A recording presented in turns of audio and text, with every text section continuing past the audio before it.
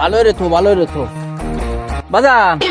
হ্যাঁ আব্বা, তাই স্কুলিতে এত তাড়াতাড়ি চলে আসলে? ওই সন্তোষ মাস্টার মরে গেছে, এই জন্য ছুটি দিয়ে দিয়েছে। ও তাহলে ওই বই খাতা থুয়ে খাওয়া দাওয়া করে প্রাইভেটে চলে যাও বাজান। আচ্ছা আচ্ছা।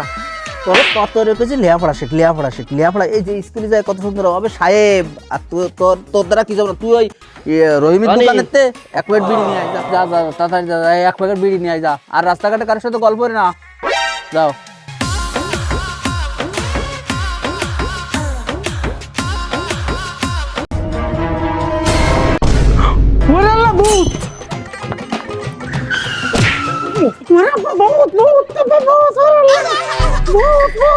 ভূত নাকি?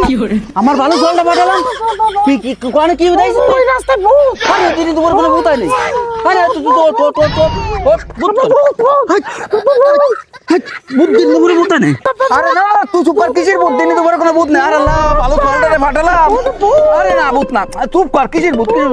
এই মাস্টার দাও আগে না।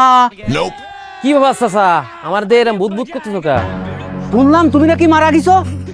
আপনার ছেলে বললো আপনি নাকি অসুস্থ, এই জন্য আমি আর আপনারা দেখতে আসলাম।